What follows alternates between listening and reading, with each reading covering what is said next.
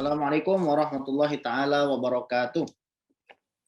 Alhamdulillah, Waalaikumsalam. alhamdulillah wassalatu wassalamu ala sayyidina Rasulillah wa ala alihi wa sahbihi wa mawalah wala haula wala quwata illa billah amma ba'd. Yang saya muliakan teman-teman karib semua, Mas Rashid, kemudian Mas Kevin, ya, Bang Aryo, Masya Allah, tumben telat ini Bang Aryo.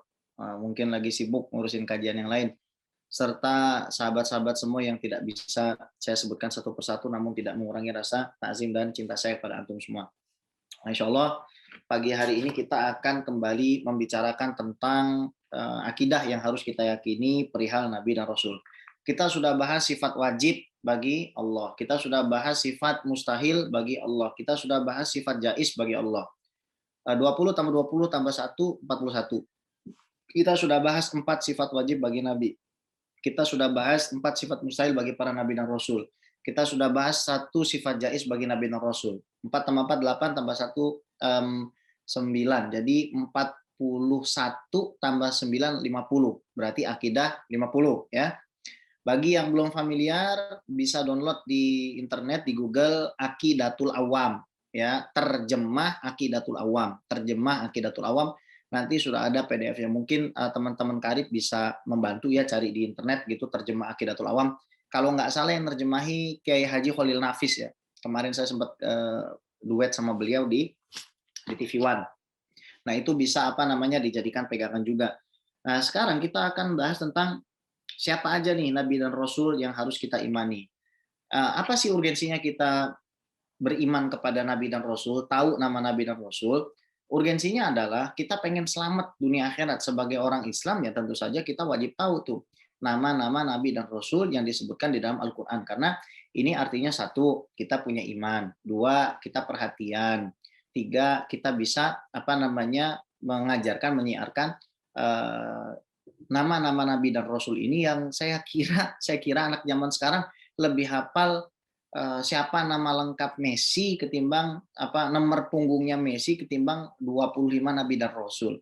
Messi pindah kemana, kemudian Ronaldo dari sini ke sana dan lain sebagainya. Anak zaman sekarang kayaknya lebih paham itu. Padahal nanti kalau misalkan kita sudah meninggal, ya nomor-nomor itu yang akan sangat berguna bukan nomor-nomor pemain sepak bola, berapa jumlah transfernya, kemudian berapa gajinya per tahun dan lain seterusnya dan lain sebagainya, berapa trofi Champions League yang sudah digondol sama Messi atau Ronaldo, enggak. Tapi yang paling akan sangat menentukan adalah angka-angka ya, jumlah sholat yang sudah kita lakukan, berapa sedekah yang kita berikan, kemudian tahu nggak kita dengan sifat-sifat Allah Subhanahu Wa Taala, sifat-sifat Rasulnya, tahu nggak kita, beriman nggak kita dengan 25 Nabi dan Rasul yang disebutkan di dalam Al-Quran. Nah, kenapa kok cuma 25? Ya karena memang yang disebutkan di dalam Al-Quran hanya 25 itu saja. Namun kita tidak boleh membatasi jumlah Nabi dan Rasul kepada 25 saja atau kepada 124.000 saja. Ya, karena khawatirnya nanti jumlahnya lebih. Nah, untuk angka-angka seperti ini yang bermain adalah dalil-dalil yang sifatnya undebatable, dalil-dalil yang sifatnya qot'i, yang mutawatir ya. Yang periwayatannya itu setiap level dari sahabat 9 ke atas, tabi'in 9 ke atas, tabi'in 9 ke atas ya, 9 orang maksudnya ya. Itu sudah sering sekali kita bahas, kita ulang-ulang. Jadi kalau saya menggunakan istilah qot'i ya, qot'i artinya apa? Sebuah dalil yang memang undebatable, sudah nggak bisa diperdebatkan, sudah pasti diterima ya. Yaitu dalam hal ini adalah Al-Quran. Nanti panjang lagi pembahasannya di dalam masalah dalil itu ya. Tapi yang ingin saya garis bawahi, beriman kepada 25 nabi dan rasul ini adalah sebuah kewajiban. Dan siapapun yang tidak menghafalnya padahal dia mampu menghafalnya, maka dia jatuh ke dalam dosa. Kenapa? Ya karena dia tidak memanfaatkan waktu dengan baik. Dia tidak mengenal nabinya, dia tidak mengenal rasulnya yang disebutkan di dalam kitab sucinya. Ini juga membuktikan apa? Membuktikan bahwasanya menulis kitab seperti ini istimewa. Kan ada orang mengatakan zaman Rasul nggak ada Aqidatul Awam. Loh, nanti dulu. Kalau nggak ada kitab seperti Aqidatul Awam ini, siapa yang hendak menyusun nama Nabi dan Rasul dalam Al-Quran? Apakah teman-teman dari Karib? Apakah teman-teman dari Remisha? Apakah Habib Ges? Enggak. Para ulama di zaman dulu sudah membantu kita untuk menjelaskan, oh ternyata ada 25 Nabi dan Rasul. Ini udah Masya Allah. Ya, jadi kita bersyukur nih, kita sekarang bisa belajar Aqidatul Awam. Ya, adab dan etika kita baca kitab, kita baca suratul Fatihah dulu untuk pengarangnya dan untuk guru-guru pengarang serta murid-muridnya. ala hadhihi niyah wa ala kulli niyatin shalih ila hadratin Nabi Muhammadin sallallahu alaihi wasallam wa ala ruhi mu'allif hadzal kitab Al-Imam Al-Alama Ahmad Al-Marzuki Al-Maliki Al-Makki radhiyallahu ta'ala anhu wa sayyidi Syekh As-Sayyid Muhammad bin Ali bin Abbas Al-Maliki wa sayyidi Syekh Ya Haji Ihya Ulumuddin wa usul furu'ihim wa masyaikhim wa syaykhim wa tulabatihim ajma'in wa man intasaba ilaihim min asada wal awliya anallahu yaghfir lahum wa yarhamhum wa yu'li darajati fil jannah wa yanfa'una bi ulumihim wa asrarihim wa nafahati fid dini wa dunya wal akhirah wa yarzuqna mahabbatahum wa yatawaffana ala millati amin ya rabbal alamin sya'ulillahi lana wa lahumul fatihah. A'udzu billahi minasyaitonir rajim. Bismillahirrahmanirrahim. Alhamdulillahi rabbil alamin arrahmanir rahim maliki yaumiddin. Iyyaka na'budu wa iyyaka nasta'in ihdinas siratal mustaqim siratal ladzina an'amta 'alaihim ghairil maghdubi 'alaihim waladdallin amin. Bismillahirrahmanirrahim. Wa bihi ilaihi qala adadur rusul alaihim salatu wassalam. Jumlah rasul-rasul semoga salawat dan salam tercurah kepada mereka al-madhkurina fil Qur'an yang disebutkan di dalam Al-Qur'an. Artinya ketika sudah ditulis bab ini wajib bagi kita untuk mengimani. Kenapa Habib? Ya karena kita beriman sama isi Al-Qur'an, otomatis kita wajib beriman kepada 25 nabi dan rasul. Qala Nadhim rahimahullahu taala berkata pengarang daripada nazam Aqidatil Awam ini yaitu Syekh Ahmad Al-Marzuki yang kita tahu sebenarnya lafaznya berasal dari Nabi Muhammad SAW pada saat beliau bertemu di dalam mimpi. Kita sudah bahas jauh-jauh hari. Silakan Anda buka kitab ini terjemahannya ya. Dijelaskan sebab mengarang nazam ini adalah karena bertemu dengan Nabi Muhammad SAW dan Nabi Muhammad SAW yang mendiktekan daripada nazam ini sehingga akhirnya bisa tertulis dan sampai kepada kita. Bib, kenapa kok di zaman Nabi belum ada nazam Aqidatul Awam? Ya karena memang di zaman Nabi Muhammad SAW sudah ada Nabi Muhammad SAW untuk menjelaskan. Para sahabat juga langsung mendapatkan Al-Quran dari Nabi Muhammad SAW. Setiap ayat, setiap huruf itu mereka langsung ditalkinkan, didiktekan oleh Nabi Muhammad SAW. Mereka menghafal langsung dari Nabi SAW dan mereka paham sekali tentang sifat-sifat Allah Subhanahu Wa Taala, apa yang wajib diyakini, apa yang tidak. Namun ketika Islam ini sudah berkembang, kemudian masuklah pemikiran orang Persia ke dalam Islam, pemikiran filsafat Yunani ke dalam Islam, maka harus ada benteng, ya. Apalagi kemudian Islam semakin meluas, ada yang pekerjaannya itu sebagai petani, ada yang pekerjaannya itu sebagai engineering, ada engineer, ada yang pekerjaan itu sebagai dokter. Mereka tidak punya waktu untuk menelisik apa yang ada dalam Al-Quran, dan Nabi Muhammad SAW tidak ada. Makanya akhirnya dimuatlah tulisan-tulisan yang sangat sederhana, sangat simpel, yang sebenarnya semua itu berdalil dari Al-Quran dan Sunnah. Ya, itu harus kita pahami dulu tuh supaya belajar kitab ini tuh sesat, tidak boleh. Kenapa? Karena zaman Rasul tuh nggak ada Aqidatul Awam. Katakan di zaman Rasul sudah ada Aqidatul Awam, cuma penyusunan dengan yang lebih mudah ini dilakukan setelah zaman Rasulullah SAW. Itu jawabannya ya. Karena bagi siapapun yang sudah belajar Aqidatul Awam ini, kita tahu dalilnya semua tuh. Mulai dari wujud, qidam, baqo, sampai terakhir daripada sifat 50 ini, semua berdalil daripada Al-Quran dan Sunnah. Bagi yang menuduh bahwasanya kitab ini tidak berdalil dari Quran dan Sunnah, saya jamin 100% belum pernah belajar, ataupun kalau sudah belajar berarti dibutakan mata hatinya oleh Allah Subhanahu Wa Taala. Ya, baik. Berkata Sayyid Ahmad Al-Marzuki rahimahullahu taala, qala tafsilu khamsatin wa ishrina lazim. Tafsilu artinya pendetilan, khamsatin wa ishrina 25. Apa 25 nabi dan rasul? Lazim adalah wajib kulla mukallafin fahaqqiq waqtanin, bagi setiap orang yang mukallaf. Yang mukallaf itu siapa, Bib? Orang akil, orang balik, orang Islam. Kalau balik ini standarnya adalah, mohon maaf, kalau bagi laki-laki sudah bermimpi basah, bagi perempuan sudah keluar darah haid. Akan tetapi kalau ada seorang anak belum mimpi basah, belum keluar darah haid sampai umur 15 tahun, maka dia sudah dikatakan balik. Artinya wajib. Nah, bayangin deh, berapa banyak anak muda yang nggak tahu nama nabinya. Yang tahu cuma Adam, kemudian Musa, Ibrahim, Isa, Muhammad. Itu saja ya. Jadi kita mempelajari kitab ini kemudian mengajarkannya itu di zaman sekarang sebuah kewajiban ya. Jadi saya harap teman-teman terus mempelajari kitab ini, membaca kitab ini di rumah, kemudian mengajarkannya. Ini modal besar, modal penting.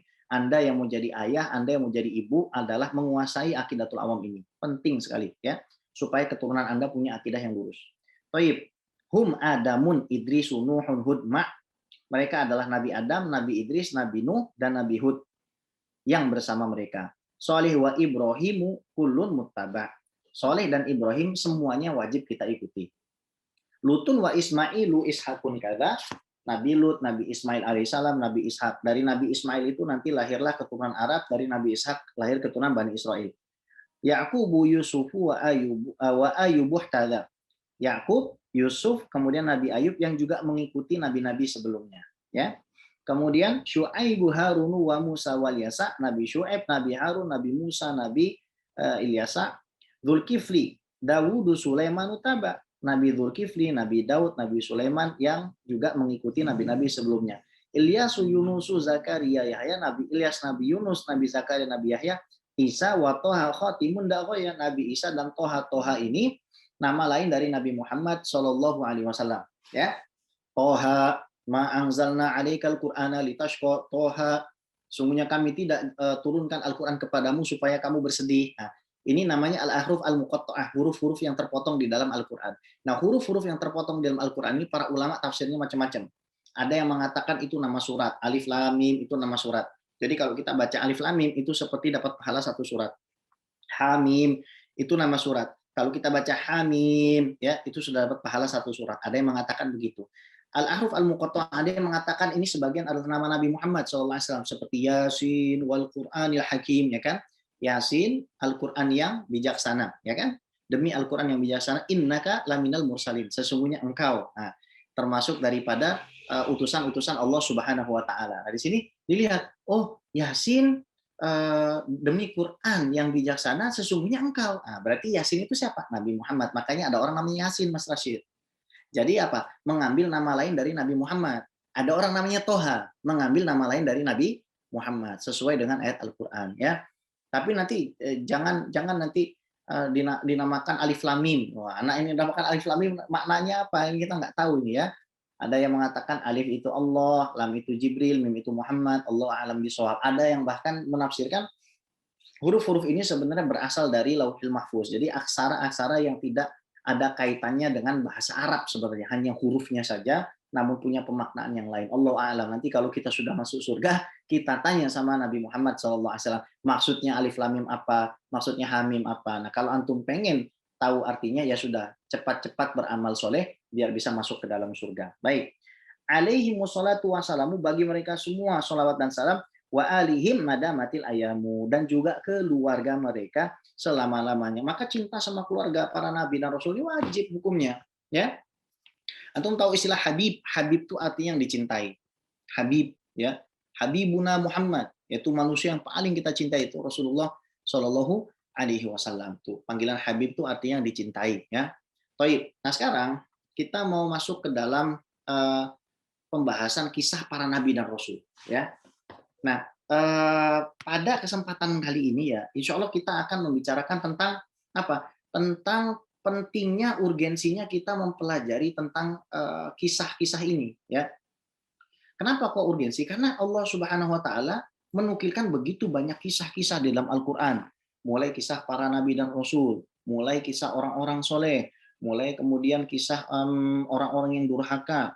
Makanya Nabi Muhammad SAW diperintahkan waksusil qasasa, dan kisahkanlah kisah-kisah tersebut supaya apa? Manusia itu bisa mengambil pelajaran. Jadi di dalam kisah-kisah ini banyak sekali faidah, ya, faidah. Nah, sekarang kita lihat apa sih bedanya kisah yang terdapat di dalam Al-Quran dibandingkan dengan kisah-kisah yang lain.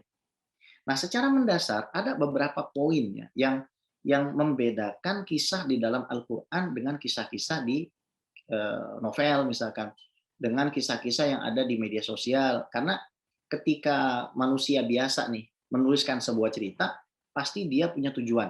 Dia pengen mencapai satu tujuan. Ada yang memang senang dengan seni karya tulis.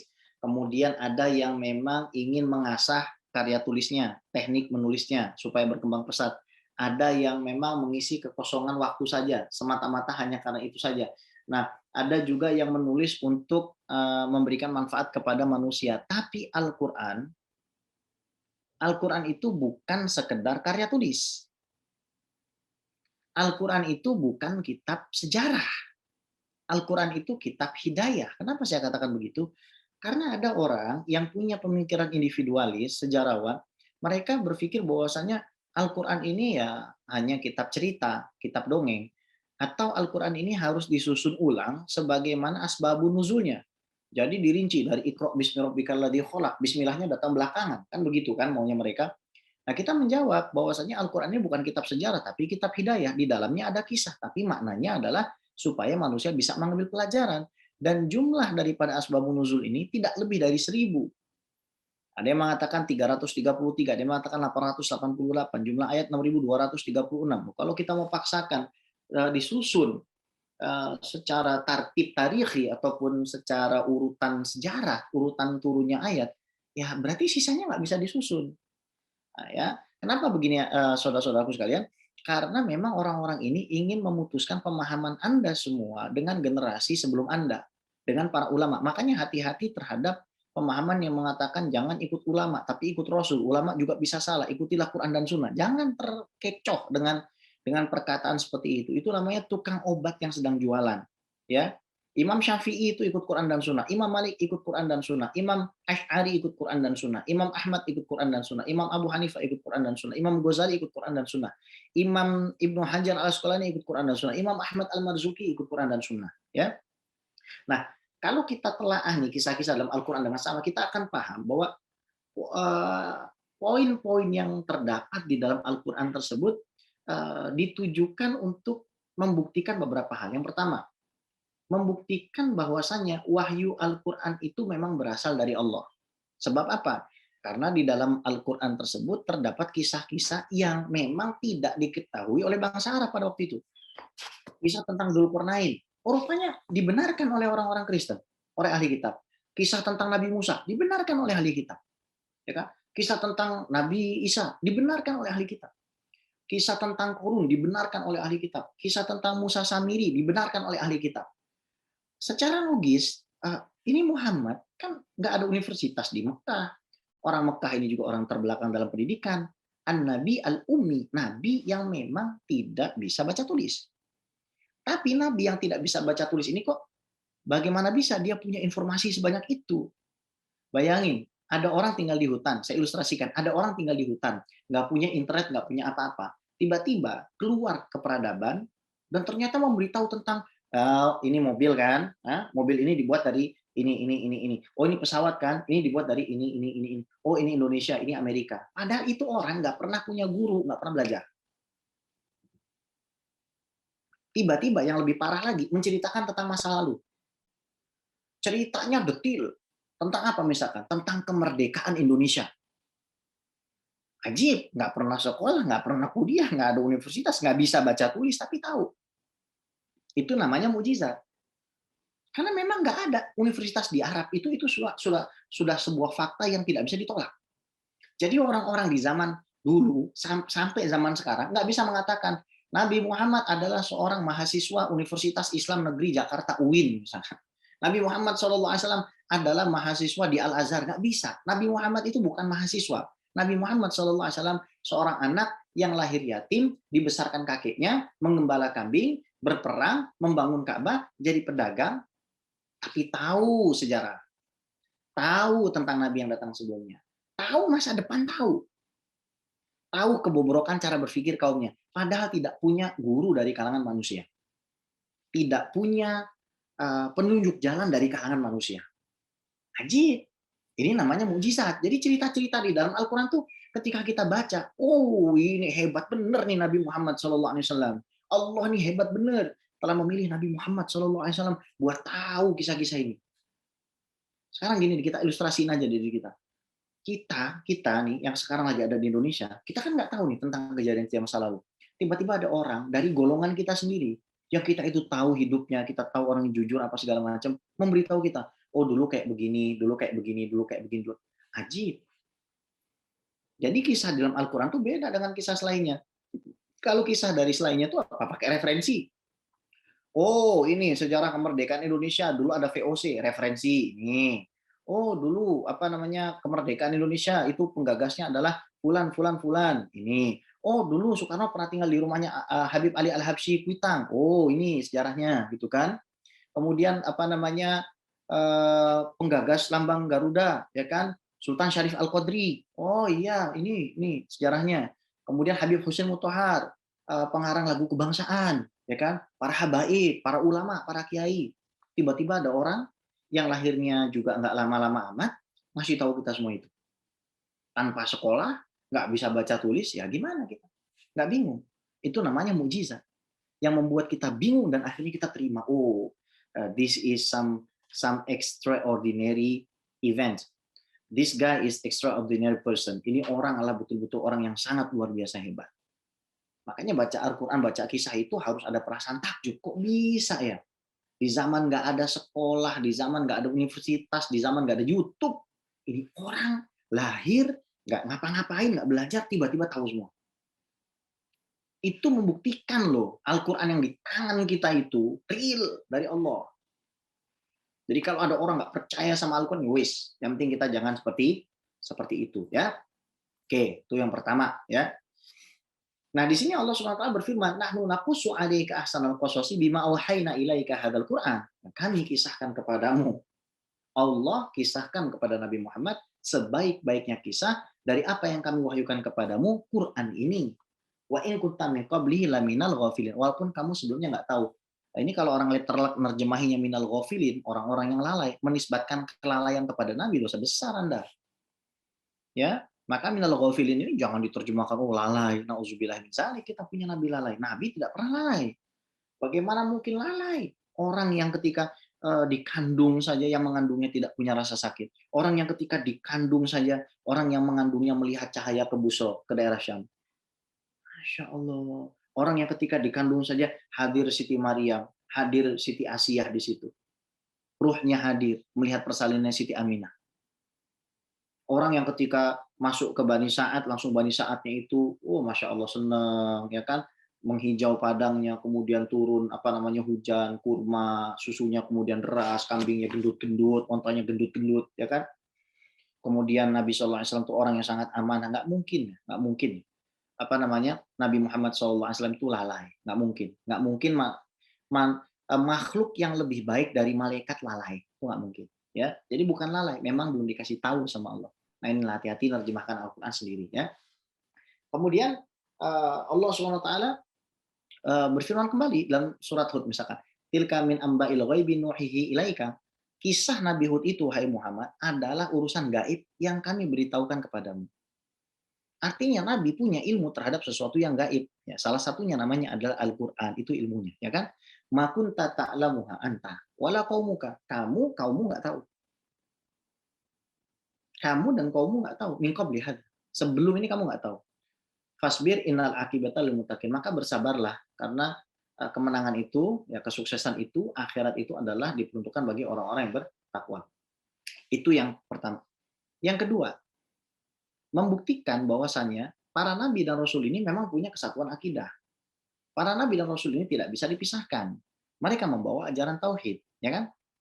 Eh, Makanya di sini terjadi khilaf. Apakah agama yang dibawa Nabi Adam alaihissalam sampai kepada Nabi Muhammad Shallallahu alaihi wasallam itu adalah agama Islam atau agama yang berbeda? Jawabannya yang lebih tepat adalah agama Islam. Kenapa? Inna dina indallahil Islam. Sesungguhnya agama yang diridhoi Allah hanyalah Islam, ya kan? Yang beda itu adalah syariatnya, cara sholatnya, jumlah zakatnya, cara berkurbannya. Zaman Nabi Adam, cara berkurbannya itu ditaruh di satu tempat, kemudian nanti nunggu api, apinya datang, cus, brut, bakar. Yang diterima dibakar, seperti kurbannya Kabil dan Habil, ya kan? Kan seperti itu. Kalau sekarang gimana? Ya, disembelih. Caranya seperti itu kan. Kalau zaman dulu kan kaifiatnya dibakar. Kemudian zakat dulu 25% di zaman orang Yahudi itu. Makanya Nabi Isa itu dalam Al-Quran mengatakan kan, dalam Al-Quran dikatakan apa namanya, wa musaddiqan lima baina yadayhi minat taurati wa liuhilla lakum ba'dalladzi hurrima 'alaikum wa ji'tukum min bi ayatin min rabbikum fattaqullaha wa ati'un. Inna rabbi wa rabbukum inna rabbi wa innallaha rabbi wa rabbukum fa'budu hadza siratul mustaqim. Aku ini datang untuk menghalalkan apa yang diharamkan Musa. Aku ini datang untuk meringankan beban syariat kalian.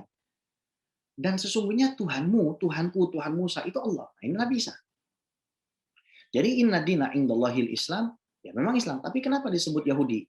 Dari kata hada Yahudu, bergoyang. Kalau surat mereka bergoyang, ya kan? Nasoro, yaitu orang-orang yang menolong. Ya, Nasrani, orang yang menolong, ya kan? Nah, itu kaum, ya, itu kaum julukan. Tapi agama Islam. Dalil yang digunakan oleh Imam Fakhruddin Ar-Razi yang lain misalkan, "Am kuntum syuhada idh hadara Ya'qubal maut, idh qala li banihi ma ta'buduna min ba'di? Qalu na'budu ilahaka wa ilaha abaika Ibrahim wa Ismail wa Ishaq wa ilaha wahida wa nahnu lahu muslimun." Apakah kamu hadir ketika Nabi Yakub akan wafat bertanya kepada anak-anaknya, siapa yang akan kalian sembah setelahku? Kami menyembah Tuhan bapak-bapakmu. Siapa aja? Ibrahim, Ismail, Ishak. Dan kami adalah orang-orang yang muslim. Nah, itulah kira-kira ya. Jadi ya terjadilah khilaf di sini ya, terjadi khilaf. Jadi biasa saja ya, santai saja kalau ada orang mengatakan Yahudi itu sebuah agama dari perspektif kebenarannya ya. Ada yang mengatakan begitu ya silakan Anda terima, tapi mayoritas ulama setahu saya ya mereka berpendapat bahwasanya dari dulu sampai sekarang yang namanya Islam ya. Kemudian apa sih faedah kita belajar kisah-kisah 25 nabi dan rasul ini? Kita jadi tahu metode berdakwah para nabi dan rasul. Kita jadi tahu kesatuan sikap mereka menghadapi masyarakat. Kita jadi tahu bagaimana mereka menyikapi adat istiadat dalam kaumnya. Itu kisah-kisahnya kita jadi bisa paham. Oh, caranya kayak gini rupanya. Ketika kita menghadapi mohon maaf bahasa saya ya, forgive my language, ketidakwarasan di tengah masyarakat yang merebak, misalkan ada anak yang dijual misalkan, kemudian ada anak yang dilemparkan ke sungai sebagai korban tumbal misalkan, ada apa namanya hari sial misalkan. Bagaimana cara kita menyikapi semua itu? Ya kan, mabuk-mabukan, kemudian juga hal-hal yang diharamkan selain selain itu ya. Bagaimana cara kita menyikapinya? Dengan mempelajari kisah kita jadi tahu. Ya, bagaimana kisah orang yang mengaku Tuhan, bagaimana bagaimana ternyata ternyata semua nabi dan rasul ini pernah mengalami kesulitan. Jadi sampai sampai Al-Qur'an mengatakan am hasibtum an tadkhulul jannata walamma ya'tikum mathalul ladzina khalau min qablikum. Apakah kamu berpikir kamu itu akan masuk surga begitu saja? Sementara kamu belum diuji. Ini khitabnya kepada umatnya Rasul. Sementara kamu belum diuji sebagaimana umat sebelumnya. Masathumul ba'sa, mereka itu perang terus. Wadoro, mereka itu terkena musibah. Masathumul ba'sa wadoro wazulzilu, terkena gempa. Hatta yaqula rasul waladina amanu ma'ahu mata nasrullah. Sampai seorang nabi dan rasul itu mengatakan, kapan ini pertolongan Allah? Ala inna nasrullahi qarib. Sungguhnya pertolongan Allah itu dekat. Di sini ada hikmah juga kan, artinya ya Allah nabi dan rasul aja ternyata kena musibah ya. Ternyata mereka juga kepayahan ya. Ya jadi saya santai aja misalkan hari ini saya nggak punya uang, ya nabi juga sering nggak punya uang. Tapi nabi tetap sholat, nabi tetap ikhlas, nabi tetap ikhtiar, nabi tetap bekerja. Oh iya, misalkan saya belum punya jodoh ya, oh iya kan. Dulu Nabi Musa alaihissalam juga nggak punya jodoh, nggak punya uang, tapi beliau tetap bersabar sampai akhirnya Nabi Musa alaihissalam dapat itu jodoh yang luar biasa, anak seorang nabi. Oh iya ya, ternyata nabi dan rasul itu menghadapi apa ya, menghadapi situasi yang sangat nggak mengenakan. Dibilang tukang sihir, dibilang orang bodoh, dibilang orang gila, dihina-hina. Ah, apalagi saya lah, saya ini orang udah banyak dosa, pantas dihina, wajar ya udah terima, Bismillah. Gitu kan, sambil kita minta, ya Allah tolong tolong tutupi aib saya, ya Allah tutupi aib saya di dunia dan di akhirat, ya Allah saya nutupin aib hambamu, ya Allah tolong tutupi aib saya, minta sama Allah seperti itu. Itu ilmu. Kita belajar kisah, kita jadi berpikir. Jadi baca Al-Quran itu bukan sekedar baca begitu saja. Nah kan kalau kita katakanlah ngupas sendiri dari dalam mushaf, bingung Anda. Kisah Nabi Isa kepotong lagi sama ayat ini panjang, nanti ketemu-temunya nanti jauh sekali di Imran. Dari Baqarah sebentar nanti lari ke Imran. Gimana cara ngumpulinnya? Ini dikumpulkan oleh para ulama dari Al-Quran dan hadis. Ya, jadi bersyukur nih kita belajar akidatul awam ini. Bersyukur, serius belajarnya, ajarkan. Kemudian selanjutnya apa ya? Hikmah ya, hikmah lain daripada kita mempelajari kisah para nabi dan rasul ini adalah kita menceritakan pertolongan-pertolongan ilahi kepada para nabi. Bagaimana Nabi Musa alaihissalam misalkan sudah dipepet, bingung gitu kan? Akhirnya dikasih jalan keluar apa? Oh iya, lautnya dibelah, nyebrang. Kemudian Nabi Muhammad SAW ya kan ketika perang Badar ditolong oleh Allah Subhanahu Wa Taala 3 lawan 1 menang, ya kan. Kemudian bagaimana apa namanya kisah menuntut ilmunya Nabi Musa alaihissalam dengan Nabi Khidir alaihissalam. Bagaimana seorang nabi, seorang rasul yang sangat mulia pada zamannya masih nuntut ilmu juga. Oh berarti aku ini juga harus nuntut ilmu. Aku nggak boleh malu. Meskipun aku tidak terkenal, meskipun aku tidak viral, tapi aku nggak boleh punya rasa malu nuntut ilmu sama orang yang mungkin nggak dikenal. Itu ya, apalagi kita gitu kan, udah nggak punya ilmu, nggak terkenal juga, terus kita malas nuntut ilmu. Pengen jadi apa kita gitu kan? Ikutin tuh kisah-kisah para nabi dan rasul itu ya. Jadi banyak sekali hikmahnya. Kemudian memberikan kabar gembira bagi diri kita bahwasanya seseorang yang mengikuti jalan para nabi dan rasul dengan kesabaran mereka, keuletan mereka, keikhlasan mereka, berdakwah hanya karena Allah Subhanahu wa taala, mengurusi umat karena Allah Subhanahu wa taala, mereka pasti dapat kabar gembira. Ya. Kemudian menjelaskan tentang keajaiban-keajaiban yang diberikan oleh Allah bagi orang beriman. Oh iya, dulu Nabi Ibrahim alaihissalam api bisa jadi dingin. Oh iya, dulu Nabi Musa alaihissalam ternyata megang tongkat bisa jadi ular. Oh iya, dulu Nabi Muhammad SAW pernah membelah bulan. Oh iya, dulu Nabi Muhammad SAW bisa ngasih makan umatnya banyak ya, salah satu mukjizatnya Nabi. Oh iya, dulu Nabi Sulaiman alaihissalam ternyata bisa mengendarai awan, bisa mengendarai angin gitu kan. Oh dulu rupanya Nabi Adam alaihissalam itu pernah di surga, ya kan? Jadi kita membayangkan, oh rupanya mereka-mereka ini dimuliakan oleh Allah Subhanahu Wa Taala. Nah, orang-orang yang mendekatkan diri kepada Allah, melakukan amalan yang wajib, setelah amalan wajibnya bagus, kemudian dilanjutkan melakukan amalan yang sunnah, maka akan diangkat memiliki karomah atau kemuliaan di sisi Allah. Itulah yang disebut wali, gitu. Nah, wali ini punya tingkatan, ya. Wali ini punya tingkatan, tapi ciri mereka adalah mereka selalu istiqomah di jalan Allah Subhanahu Wa Taala. Ciri mereka ya. Nah, kemudian yang paling penting di sini adalah sebelum kita masuk eh, pembahasan selanjutnya adalah yang paling penting di sini kita tahu bahwasannya permusuhan, ada permusuhan kuno, ya, ada permusuhan kuno antara iblis, setan dan anak manusia. Ada permusuhan kuno antara iblis, setan dan juga anak manusia. Karena iblis itu memang tujuannya dia adalah apa? Adalah menyesatkan seluruh umat manusia, membawa sebanyak-banyaknya anak keturunan Nabi Adam alaihissalam ke dalam neraka jahanam. Maka dia akan menguntit kita dari depan, dari belakang, dari kanan, dari kiri. Dia akan cari gimana caranya supaya kita bikin dosa. Dia akan cari gimana caranya supaya kita ini durhaka sama Allah. Dia akan cari. Nah, mempelajari kisah ini, kita jadi tahu, oh iya ya, ini disesatin nih sama setan nih.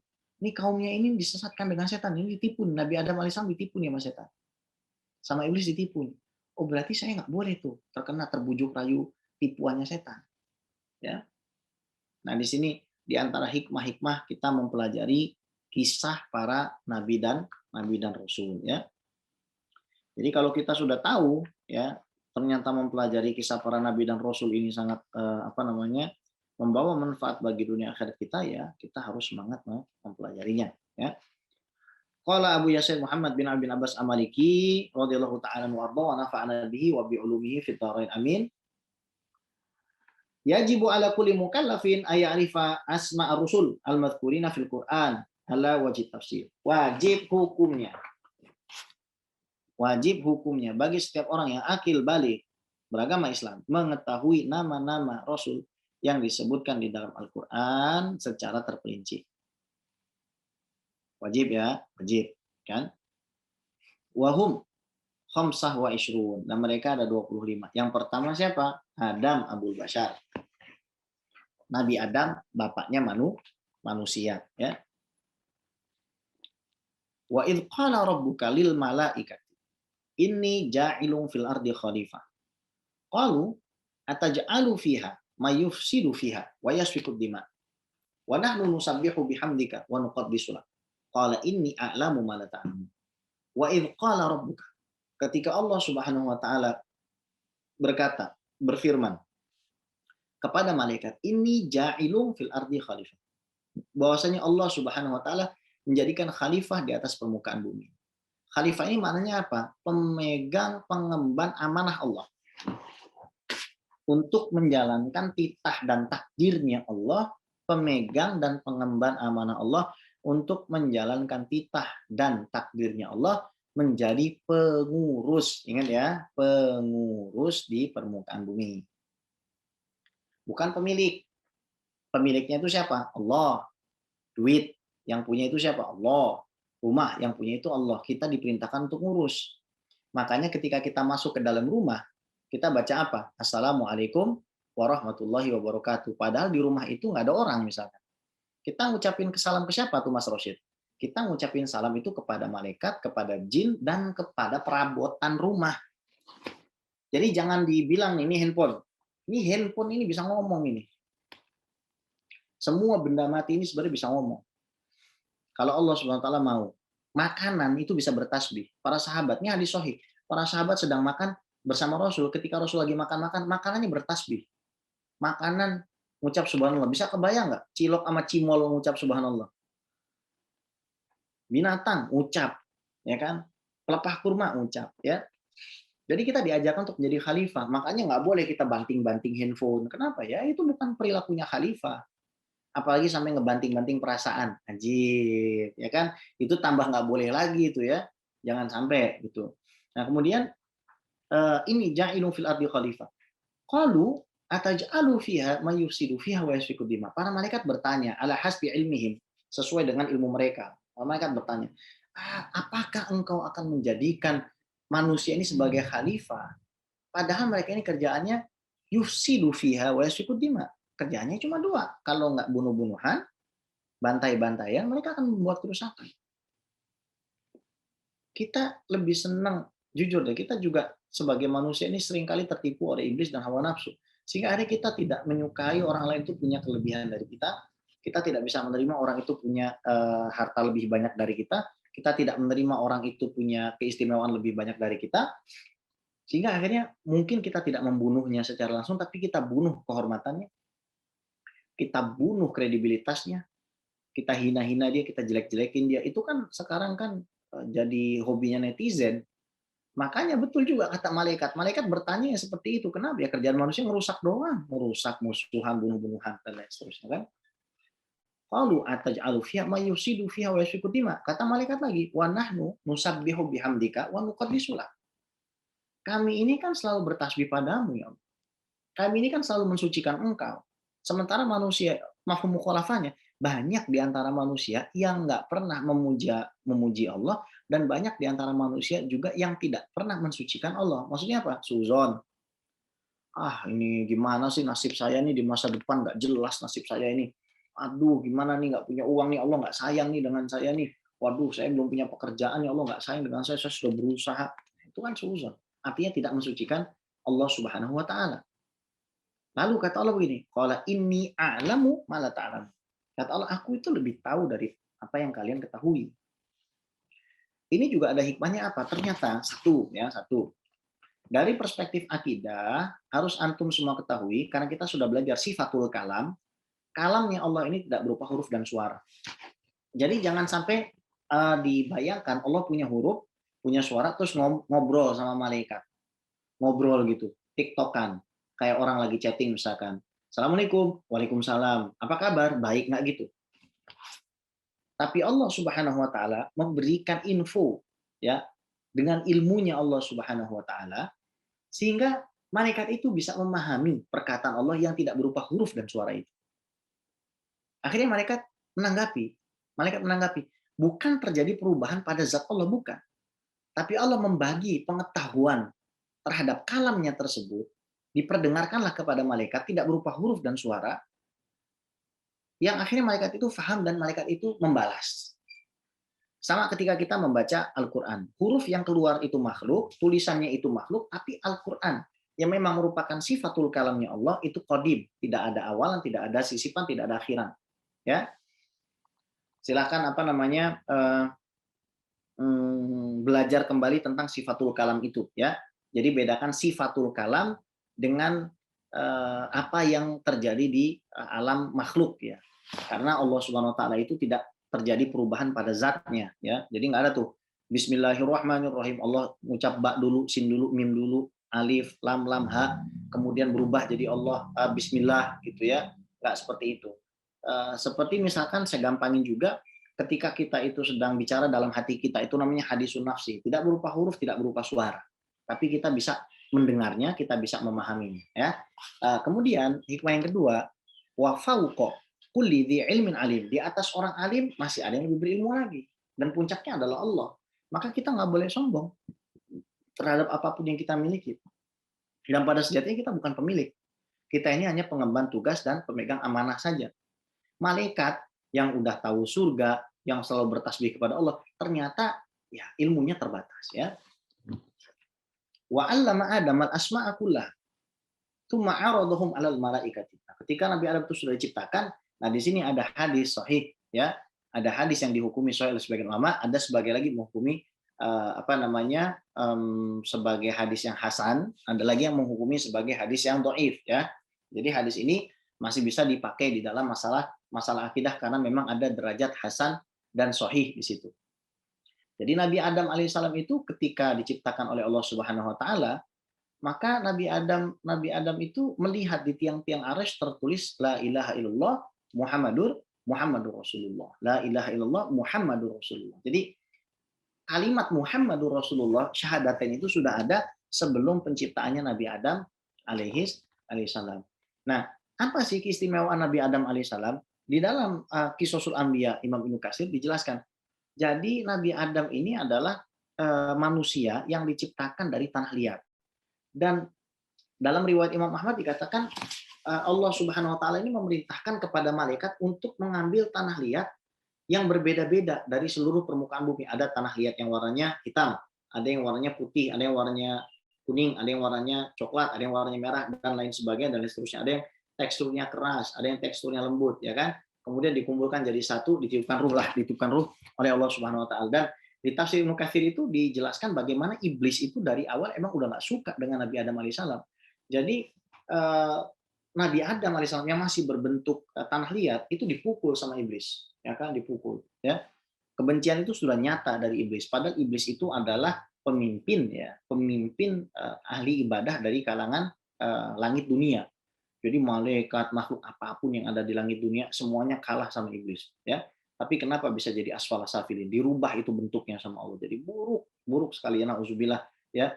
Semoga kita nggak pernah lihat itu bentuknya iblis, nggak pengen lihat juga, nggak penasaran juga sama dia, ya. Buruk. Jadi udah nggak suka dia, ya kan, sama Nabi Adam alaihissalam. Nah, apa sih sebenarnya kelebihan Nabi Adam alaihissalam ini?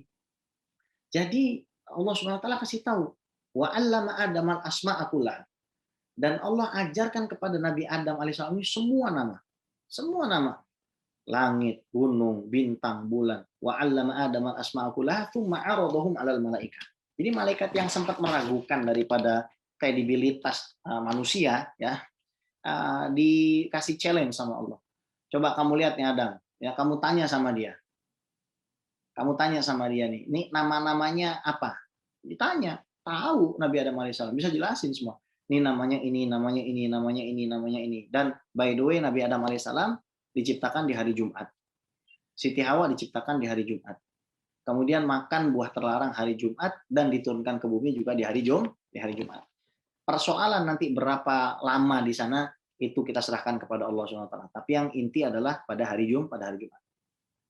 Nah, wa 'allama Adam al-asma'a kullaha tsumma 'aradahum 'alal malaikati faqala ambi'uni bi asma'iha in kuntum shadiqin. Maka sang Allah ditantang, malaikat coba kamu kasih tahu nih nama ini, nama ini, nama ini. Kalau kamu memang orang yang tergolong dari golongan yang benar, mengatakan mempertanyakan kenapa Allah jadikan manusia ini sebagai khalifah padahal kerjanya membunuh dan merusak saja. Kemudian tsumma 'aradahum 'alal malaikati faqala ambi'uni bi asma'iha ula in kuntum shadiqin qalu subhanaka la ilma lana illa ma 'allamtana innaka antal alimul hakim. Langsung malaikat itu tersungkur bersujud takut kepada Allah Subhanahu wa taala sambil mengatakan, wahai Allah Subhanahu wa taala, kami ini tidak memiliki ilmu. La ilma lana, kami tidak memiliki ilmu illa ma 'allamtana, kecuali apa yang engkau ajarkan kepada kami. Qalu subhanaka, maha suci engkau. Maka ketika kita sebut subhanallah, pastikan semua tubuh kita, akal kita, batin kita juga mensucikan Allah. Dari apa? Dari suudzon kita, buruk sangka kita kepada Allah. Dan dari apa yang disifati oleh sebagian manusia yang tersesat di dalam sifatan mereka kepada Allah Subhanahu wa taala. Ya kan? Itu makna subhanallah, ya. Jadi ketika kita sebut subhanallah, itu semua keburukan, kekurangan, kejelekan, apapun yang buruk, jelek, dan kurang, itu kita nafikan dari Allah Subhanahu wa taala. Misal kita ngelihat ada orang, mohon maaf ya, nggak punya tangan, nggak punya kaki, kita sebut subhanallah, ya. Kita mensucikan dari pemikiran yang setan masukin, oh Allah ini kejam, jadikan dia misalkan buta. Allah ini kejam, jadikan dia ini nggak punya apa namanya, nggak punya tangan. Itu suuzon, itu harus dihilangkan dengan subhanallah, kan? Subhanaka la ilma lana illa ma 'allamta innaka antal alimul hakim. Sesungguhnya engkau al-alim dan al-hakim. Artinya engkau yang memiliki ilmu dan engkau yang maha bijaksana. Qala ya Adamu ambihum bi asma'ihim. Adam, sampaikan kepada mereka, kasih tahu kepada mereka tentang nama-nama tersebut. Qala qala ya Adamu ambihum bi asma'ihim falamma ambahum bi asma'ihim qala alam aqul lakum inni a'lamu ghaibas samawati wal ardi wa a'lamu ma tubduna wa kuntum taktumun. Akhirnya sama Nabi Adam dikasih tahu semua. Nih, nih, nih, nih, nih, nih, nih, nih. Terus Allah mengatakan, kan sudah saya kasih tahu sama kalian malaikat. Aku itu tahu apa yang tampak, aku tahu apa yang lahir, dan apa yang kalian sembunyikan, kata Allah. Artinya apa? Ketika Allah menciptakan manusia, Allah meletakkan kepada manusia ini potensi untuk menjadi pemimpin atau wakil Allah Subhanahu wa taala bagi alam semesta ini. Jadi nggak sembarangan Allah tuh pilih manusia, Allah pilih Nabi Adam. Kenapa? Karena dari anak Adam akan lahir seorang juru selamat, seorang yang paling indah di alam semesta, seseorang yang kita rindukan perjumpaannya dan sangat merindukan perjumpaan dengan kita, seseorang yang sangat mencintai kita, yang namanya kita sebut pada saat kita sholat, namanya kita sebut, kita elu-elukan setiap saat kita merindukannya. Dialah Sayyiduna Muhammad Shallallahu Alaihi Wasallam yang Allah putuskan lahir dari kalangan manusia. Oh ya, itu kata sebagian ulama, mana qala inni alamu ma la ta'lamun. Karena malaikat itu ya apa ya, belum tahu tentang apa keindahan, keistimewaan Nabi Muhammad SAW yang akan diciptakan dari kalangan manusia, karena Allah belum beritahu. Terus bagian yang menyaksikan begitu ya. Kemudian falamma ambahum bi asma'ihim qala alam aqul lakum inni a'lamu ghaibas samawati wal ardi wa a'lamu ma kuntum ma tubduna wa kuntum taktumun. Wa idz qulna lil malaikati isjudu li adama fasajadu illa iblis. Akhirnya Allah perintahkan kepada malaikat, sujudlah kalian semua kepada Nabi Adam. Ini membuktikan bahwasannya kalau kita sujud kepada ibu kita cium kaki ibu kita, selama kita tidak menyembahnya, ada masalah. Para sahabat dari suku Abu Qais itu datang kepada Nabi Shallallahu Alaihi Wasallam mencium tangan dan kakinya Nabi. Jadi mencium kaki orang tua, mencium kaki seorang guru, ya itu bukan syirik namanya. Kalau ada orang membawa hadis, kalau memang diperbolehkan aku memerintahkan seseorang itu untuk bersujud, maka aku perintahkan istri bersujud kepada suaminya. Kalau boleh diperintahkan. Ya, para sahabat nggak diperintahkan Rasul untuk bersujud, tapi mereka langsung cium tangan dan kaki Rasul. Hadis sahih. Ya, jangankan kaki, baju Rasul itu dicuci kemudian apa? Airnya diminum untuk obat. Hadis sahih. Saking mulianya Nabi Muhammad SAW. Ini akidah ya. Jadi kita nih kadang lebih percaya Panadol daripada apa? Daripada Nabi Muhammad SAW. Itu para sahabat kalau sakit ya, dibawalah itu apa namanya bajunya jubah Rasulullah, kemudian dicuci, airnya itu dipakai untuk pengobatan. Ya, Sallallahu Alaihi Wasallam. Tapi iblis nggak mau sujud. Kenapa? Dia sombong. Ngapain apa namanya? Ngapain sih sujud sama Adam gitu kan? Karena Adam diciptakan dari tanah, saya diciptakan dari api. Saya lebih baik dari Adam. Adam itu nggak ada apa-apanya, Adam itu, ya kan? Diciptain dari tanah, kemudian nggak bisa ngapa-ngapain, saya bisa berubah-ubah. Tapi dia sudah jatuh ke dalam apa yang malaikat tidak jatuh ke dalamnya. Apa? Sok tahu. Sifat sok tahunya. Lebih mengetahui seolah-olah dari apa yang Allah Subhanahu wa taala ketahui. Loh, kalau Allah sudah katakan, aku ini sudah ciptakan Adam sebagai pemimpin bumi. Makanya berarti aku sudah membekalinya dengan kualitas yang kalian itu tidak bisa paham. Dengan kualitas yang sangat mulia dan istimewa. Iblis tidak terima itu. Dia mengatakan apa? Khalaqtani minar wa khalaqtahu min tin. Kau ciptakan aku dari api. Api itu kan menyala, bagus. Sementara tanah itu kan di bawah tempatnya. Padahal ini kata Imam Ibnu Katsir, ini kias yang fasid, kias yang rusak. Karena tanah itu jauh lebih mulia dari api. Tanah itu menghidupkan. Tanah itu memberikan kehidupan, memberikan life, ya. Tanah itu memberikan air, memberikan pertumbuhan, kemudian juga bisa menjadikan tempat tinggal. Sementara api itu membakar, merusak. Di mana-mana antum itu akan mencari tanah, bukan mencari api. Antum bisa hidup tanpa api, tapi antum nggak akan bisa hidup tanpa tanah, pasti. Anda bisa hidup tanpa api. Gimana caranya? Makan buah bisa. Kemudian makan ikan mentah bisa. Kenapa nggak bisa? Bahkan di apa namanya di kalau saya nggak salah nih di Thailand itu ada orang masak ayam menggunakan matahari. Jadi dia bikin apa namanya bikin cermin besar gitu kan, dia masak menggunakan pantulan sinar matahari. Ada yang seperti itu kan. Tapi kalau tanpa tanah itu nggak bisa hidup. Air itu ya diserap tanah, akhirnya berubah menjadi mata air. Ditampung di tanah, akhirnya berubah menjadi sungai. Kemudian juga dari air tersebut tumbuhlah buah-buahan, tumbuhlah pohon-pohonan. Dari pohon itu antum tebang, antum bisa bikin rumah. Dari pohon itu antum tebang, antum bisa bikin kursi, bisa bikin meja. Kemudian ada buah-buahan yang antum bisa makan. Jadi iblis ini, mohon maaf ya, sok tahu dia. Maka hati-hati terhadap sifat dan sikap kita lebih tahu dari yang berilmu. Itu sangat hati-hati. Kalau nggak tahu, katakan nggak tahu. Saya nggak tahu. Dan banggalah kita menjadi orang yang mengatakan saya tidak tahu. Jangan sampai kita malah bangga mengatakan saya tahu, ternyata kita tidak tahu, kita malu sendiri, kan? Aba wastakbar, aba, dia menolak. Saya nggak mau sujud sama Adam. Buat apa sujud sama Adam? Banyak protes, bukan banyak nurut, banyak protes. Aba wastakbar, sombong. Wa kana minal kafirin. Dia sudah tahu Allah, tahu malaikat, lihat Nabi Adam alaihissalam, wa kana minal kafirin. Karena memang sudah diputuskan sama Allah dengan iradahnya, iblis itu termasuk orang kafir. Berarti yang bisa mengantarkan kepada kekufuran, satu, merasa lebih berilmu. Dua, sombong, tidak mau menerima kebenaran. Tiga, meremehkan manusia, merendahkan orang lain. Wah, ini kalau ini nih kayak gini nih orangnya, ini kalau begini gini. Ya, itu kalau nanti mati selesai sudah urusan itu. Selesai sudah urusan. Udah nggak bisa balik lagi. Orang sudah masuk ke alam barzah, gedor-gedor kayak gimana pun nggak akan dihidupkan lagi sama Allah. Sudah selesai. Makanya hati-hati loh, hati-hati. Jangan menyangka orang tuh mati bisa harus umur 50 tahun.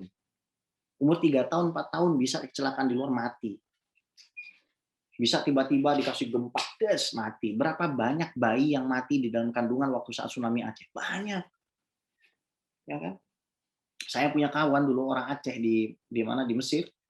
Itu apa namanya?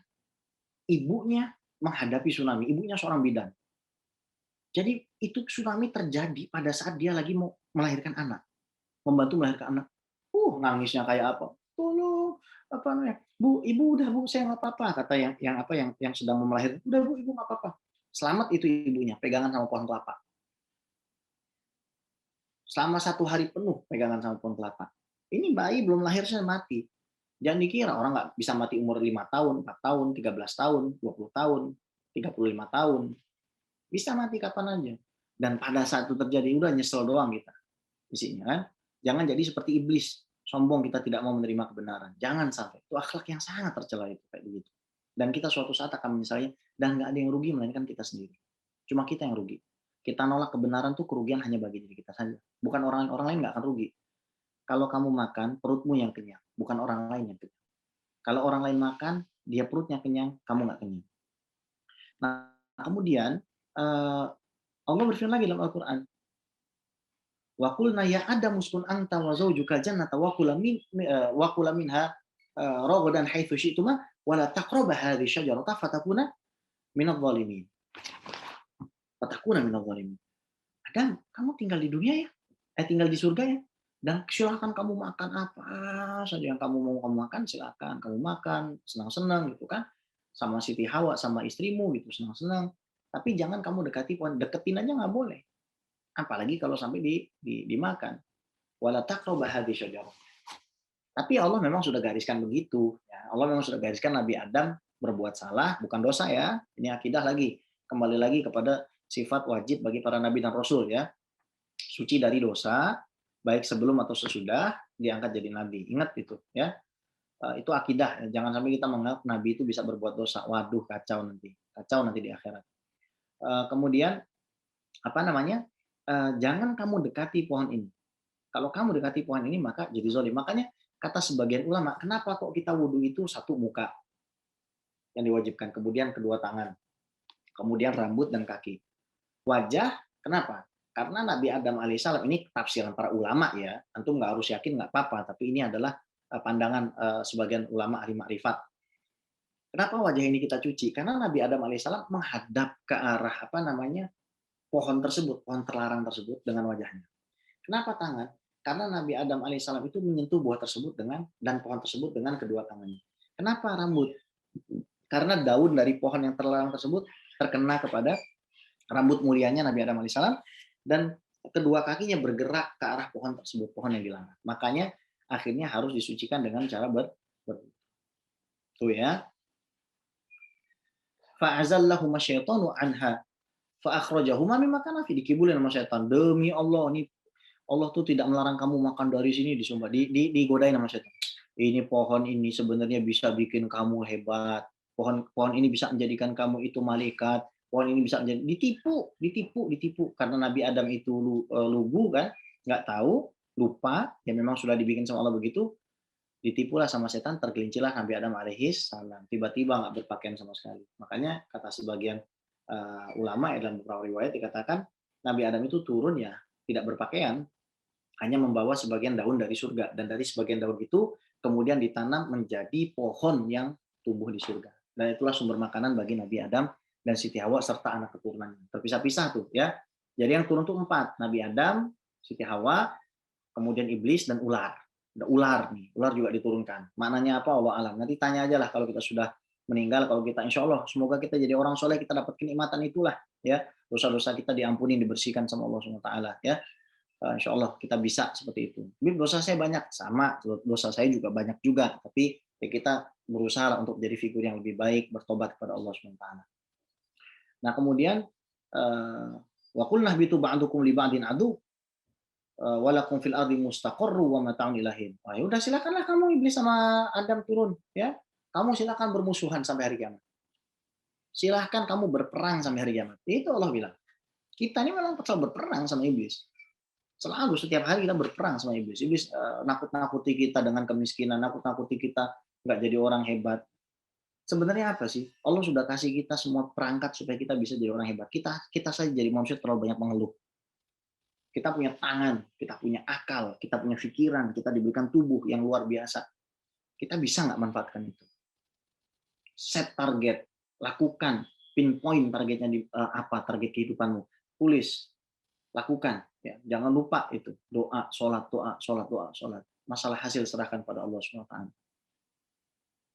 Wa qul nahbitu ba'dukum li ba'din adu wa lakum fil ardi mustaqarru wa mata'un ilahin fatalaqa adamu min rabbih kalimatin fataba alaih innahu huwa tawwabur rahim. Maka Nabi Adam alaihissalam membaca kalimat-kalimat ampunan ya. Rabbana zalamna anfusana wa illam taghfir lana wa tarhamna lanakunanna minal khasirin. Ya Allah, kami telah menzalimi diri kami. Rabbana zalamna anfusana. Kami sudah menzalimi diri kami. Ya. Kami sudah mempermalukan diri kami. Zalamna anfusana wa illam taghfir lana. Kalau Engkau tidak mengangkat derajat kami, tidak mensucikan dosa-dosa kami, kotoran kami tidak dibersihkan, maka kami akan tergolong ke dalam golongan orang-orang yang baik. Begitu saja, situ dulu ya. Nanti kita lanjut lagi. Masih panjang perjalanan Nabi Adam alaihissalam. Silakan kalau ada pertanyaan yang mau ditanyakan. Fadhol.